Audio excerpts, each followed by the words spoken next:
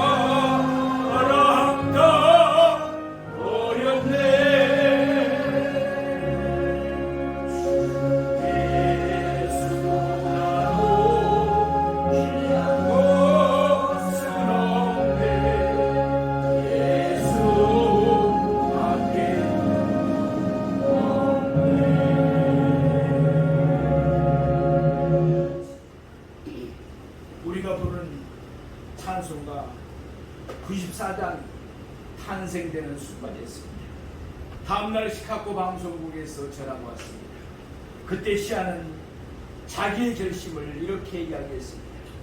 죄송합니다. 저는 이제부터 하나님이 내게 주신 음악적인 재능을 오직 하나님의 영광만을 위해서 사용하기로 굳게 결심했습니다. 하나님과 약속했습니다. 부귀와 명예가 보장된 가수의 길을 그는 주의 영광을 위해서 기꺼이 포기했습니다. 그리고 그는 그때부터 빌리 그레암 목사님을 섬기면서 그 전도 집회의 일원이 되어서 세계 곳곳을 다니면서 이 찬양을 부르면서 하나님께 영광을 돌렸습니다. 우리나라에서 빌리 그레암 전도 집회가 열렸을 때도 시아가 와서 역시 이 찬양으로 우리들의 가슴을 뜨겁게 했습니다.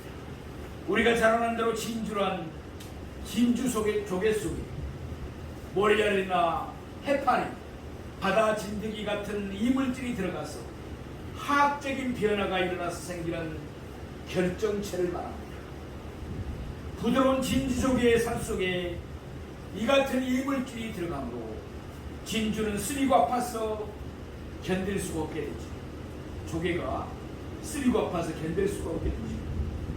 하루 이틀 1년 2년 쓰라린 가품을 참지 못하고 흘리는 진주 조개의 분비물이 화학적인 변화를 일으켜서 용용한 그 아름다운 진주라는 보석을 만들어내는 것입니다. 이렇게 해서 생긴 진주는 극히 값진 보석으로서 사람들의 각광을 받게 됩니다. 오늘날에는 진주가 대중화되어서 누구나 원하면 최고 고급품을 살 수가 있는 시대입니다. 그러나 당시에 이는 귀족이나 부자가 아니면 진주를 보거나 만질 수조차도 없었습니다. 더구나 좋은 진주는 구하기가 힘들었습니다. 만일 누가 최상품의 진주를 구했다면 그것은 부르는 게 값이었습니다. 본문의 주인공인 어느 진주 장사가 마침내 값진 진주 하나를 발견했습니다. 그는 좋은 진주를 구하기 위해서 이곳저곳을 열심히 찾아다녔습니다. 그러다가 정말로 극히 값진 진주 하나를 발견했습니다. 그는 값진 진주를 사기 위해서 자기의 모든 소유를 팔았습니다. 그리고 나서 그는 자기가 원하는 값진 진주 하나를 소유하게 되었습니다. 그는 너무나 기뻤을 것입니다.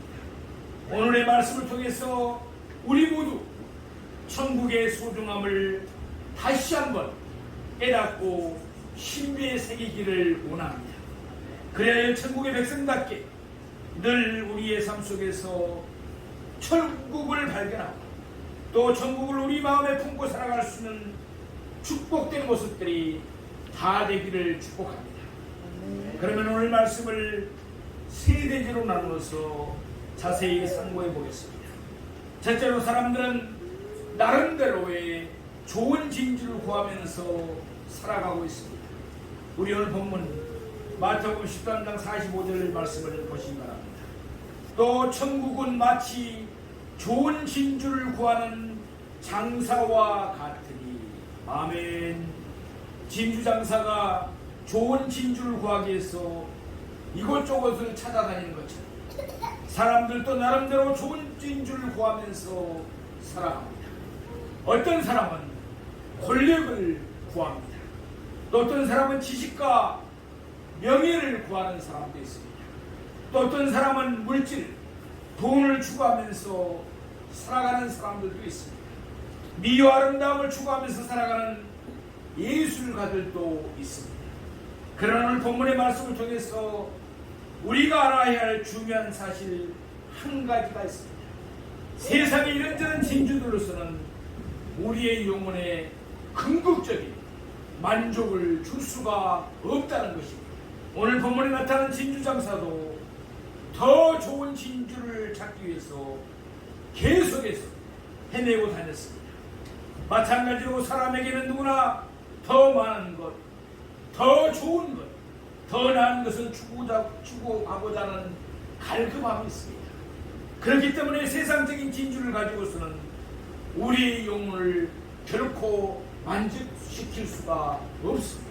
분노의 포도라는 소설을 써서 우리에게 잘 알려진 미국의 노벨 문학상 수상 작가인 존 스타인백을 우리는 잘 알고 있습니다. 그가 쓴 중편 소설 중에 진주라는 소설이 있습니다. 주인공 키노와 그의 아내 조안나는 고기를 잡아가면서 살아가는 어부들이었습니다. 그들은 이따금씩 바닷속에 들어가서 진주를 채취하기로 했습니다. 문제 발단은 그들이 어느 날 보기 드문 큰 진주를 찾는 데서 시작이 됩니다. 그들은 기대에 부풀려 있었습니다. 이제는 모든 가난이 끝나고 행복한 삶만 남았다고 생각했습니다.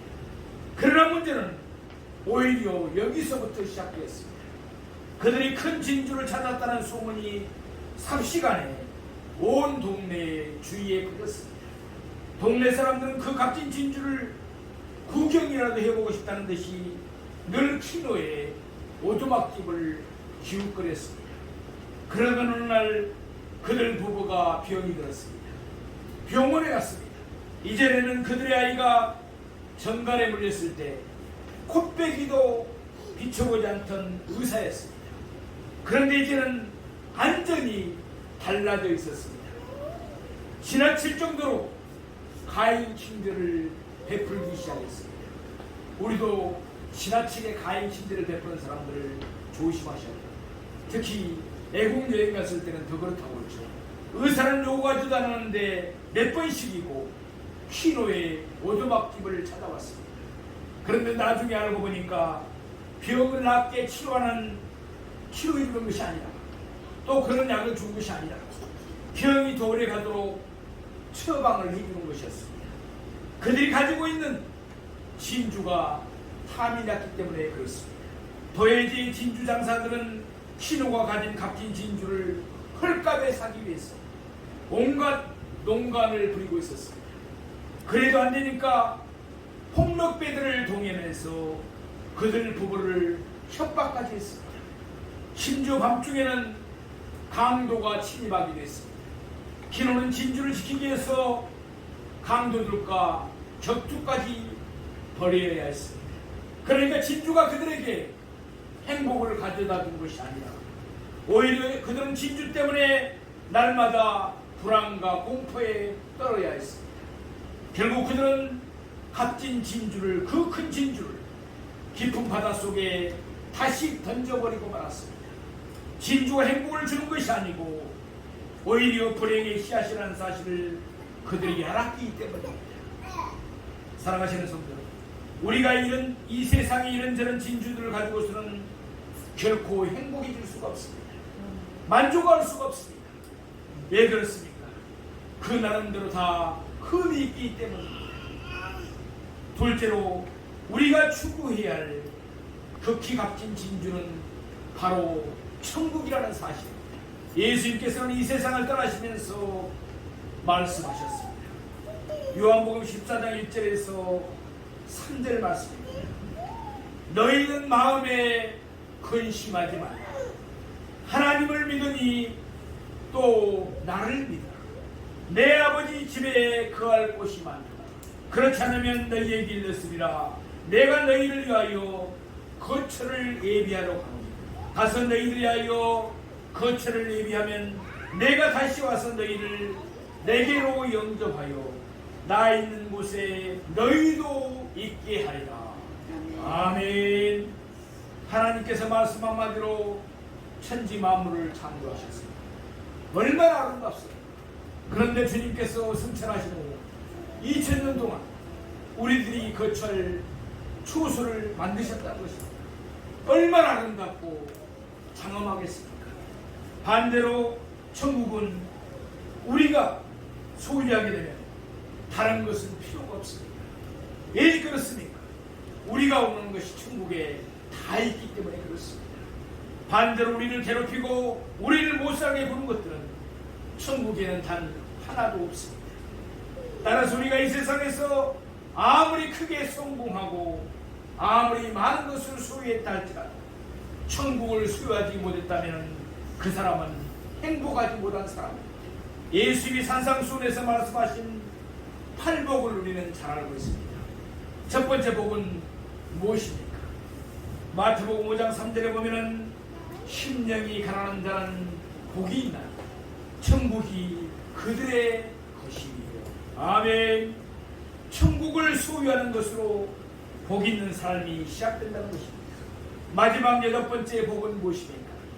마태복음 5장 10절에 보면은 의를 위하여 박hin을 받는 자는 복이 있나니 천국이 그들의 것입니다. 아멘. 그러니까 팔복은 천국을 소유하는 것으로 시작해서 천국을 소유하는 것으로 마치고 있습니다. 우리가 아무리 이 세상에서 많은 것을 소유한다 할지라도 천국을 소유하지 못하면 그 사람은 행복한 사람이 아닙니다. 영원한 고통인 지옥이 기다리고 있는데 어떻게 그 사람이 행복한 사람이라고 할 수 있겠습니까? 참으로 불행한 사람일 것입니다. 그러나 하나님은 우리에게 은혜를 베풀어 주셨습니다. 하나님은 우리를 천국의 백성으로 삼아 주셨습니다. 영원한 천국을 소망 가운데 바라보면서 살게 해주셨습니다.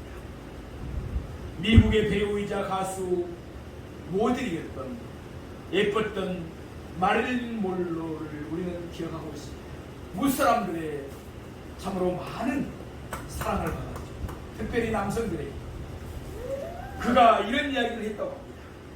나는 한 여성이 지닐 수 있는 모든 것을 가졌다. 나는 젊습니다. 나는 아름답습니다. 나는 돈이 많습니다. 나는 사랑에 굶주리지 않습니다. 하루에도 수백 통의 팬레터를 받고 있습니다. 나는 건강하고 부족한 것이 아무것도 없습니다. 그런데 웬일일까요? 나는 이렇게도 공허하고 불행합니다. 이유 없는 반향이라는 말도 있지만 나는 이유 없이 불행합니다. 결국 그녀는 인생의 공허와 허물을 이기지 못해서 36살이라는 젊은 나이에 자살해버리고 맙니다. 인간은 행복을 찾고 또 찾아 힘쓰지만 안전한 행복을 잡았다고 생각한 그 순간 행복은 살짝 지나가버리고 맙니다. 무지개처럼 지나가버립니다. 사라져버립니다. 붙잡으면 현실이 아닙니다. 모래알처럼 세워나가버립니다. 그것은 한상이고 한정에 불과합니다. 그래서 솔로몬은 전도서 1장 2절에 말합니다. 헛되고 헛되며 헛되고 헛되니 모든 것이 헛되도다. 이 말씀은 만고 인간이 배워야 할 지혜인 것입니다. 인생의 종말에서 나폴레옹이 한 말이 있습니다. 인생은 헛되다는 이야기입니다. 그런 자신의 생애에서 진정 행복했던 날은 단 6일밖에 없었다고 했습니다. 또 소설가 게테도 이런 이야기를 했습니다. 좀 더 길게 내 인생에서 행복했던 시간을 잡아본다면 28일 뿐이었다 라고 이야기했습니다. 사랑하시는 여러분, 또 이 세상에 가짜 진주가 많듯이 세상의 종교들이 영생을 약속한다고 해서 모두 진리가 아닙니다. 20여 년 전 영생교 사건을 우리는 기억하고 있습니다. 교주 조의성은 신도들을 살해하고 안내장은 혐의로 법원으로부터 사형 선고를 받았습니다. 영원히 산다는 영생교 교주가 사형 언도를 받다니 이 얼마나 아이러크한 이야기입니다. 천하 인간의 구원을 얻을 만한 이름은 오직 예수 그리스도 한 분밖에 없는 줄로 믿습니다. 문제는 참된 진리이고 바로 믿는 것이 중요합니다. 그러므로 예수 그리스도를 바로 알고 바로 믿는 것은 이 세상에서 가장 값진 진주를 구하여 찾게 될 상인과 같은 것입니다. 사랑하시는 성도 여러분, 이 세상 사람들은 값어치 없는 가짜 때문에 죽으라고 값진 인생을 낭비하면서 살아가는 모습을 우리는 많이 보고 있습니다. 그런 하나님은 우리를 사랑하시고 우리에게 은혜를 베풀어 주셨습니다. 잠시 잠깐뿐인 이 세상이 아니라 영원한 하늘나라를 소망 가운데 바라보면서 천국을 마음에 품고 살아가게 해주셨습니다. 중세의 유명한 신학자였던 토마스 아퀴나스의 이야기입니다. 하루는 그가 간절히 하나님께 기도합니다. 그런데 하나님은 그의 기도에 응답해 주셨습니다.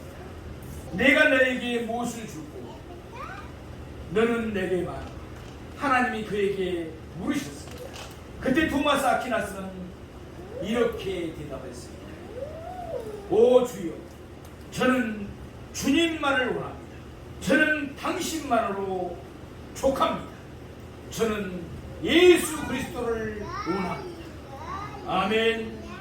우리의 삶도 늘 예수님만으로 충만하시기를 원합니다. 아멘. 그리하면 자동적으로 그분의 나라, 하나님의 나라, 천국이 우리의 삶 속에 임하게 되는 것입니다.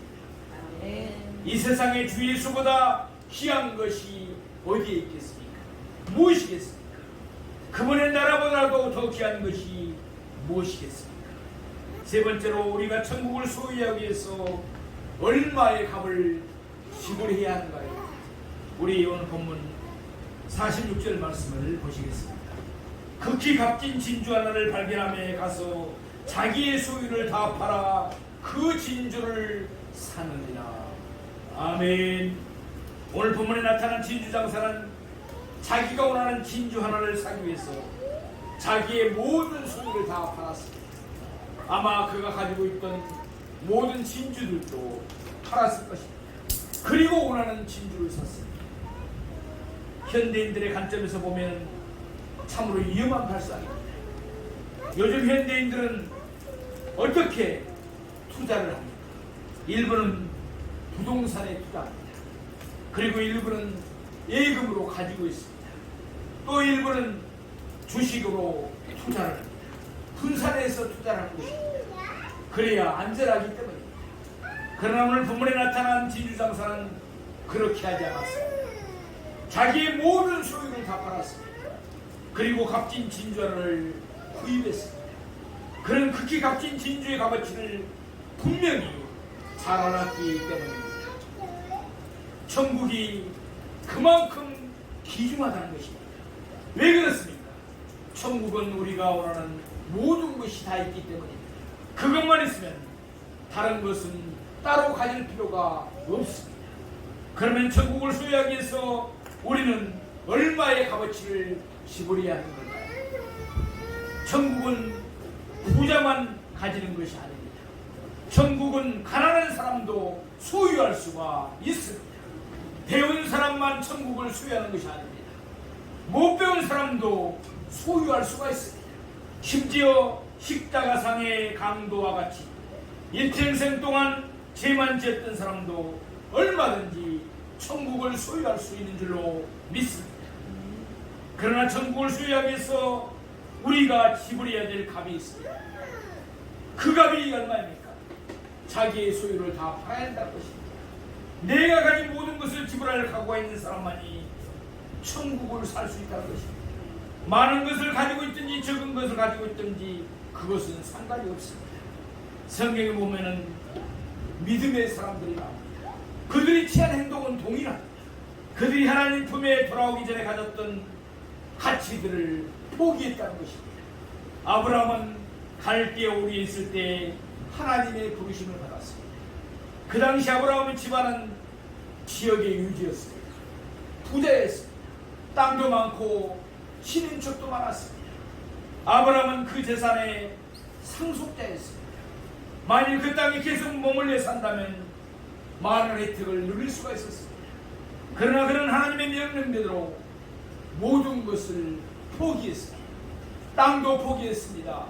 친척도 포기했습니다. 아버지의 집을 떠났습니다. 최고의 가치, 하나님의 자녀의 신분을 얻기 위함이었습니다. 모세는 애굽에 있을 때 왕자의 신분이었습니다.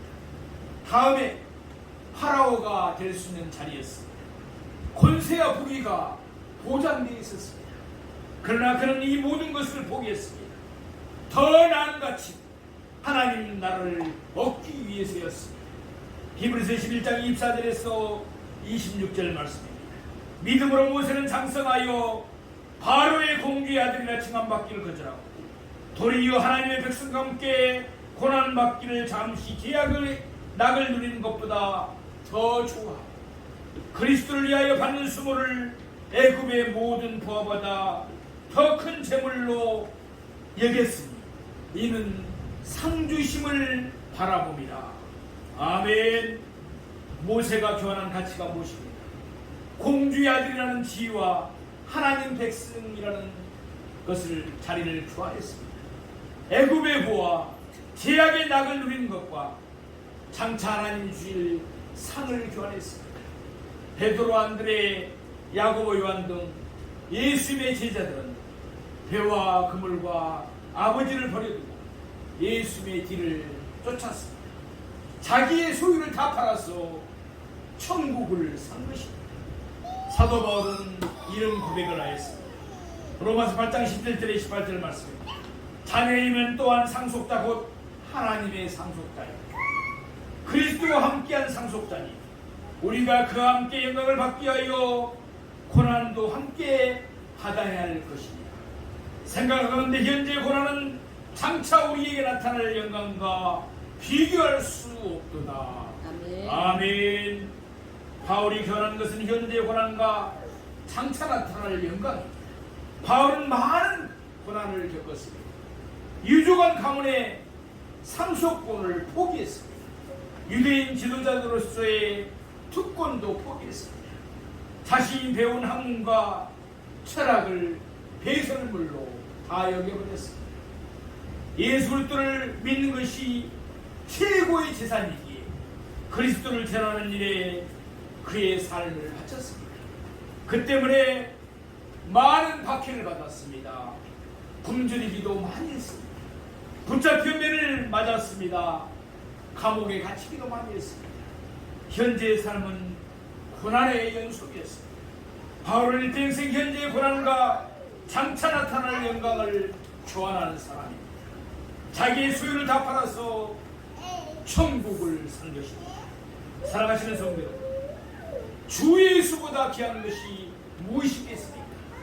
이 세상 부귀, 이 세상 명예, 이 세상 행복과 바꿀 수 없는 참 진주가 되시는 분이 바로 우리 예수 그리스도 구주이신 줄로 믿습니다.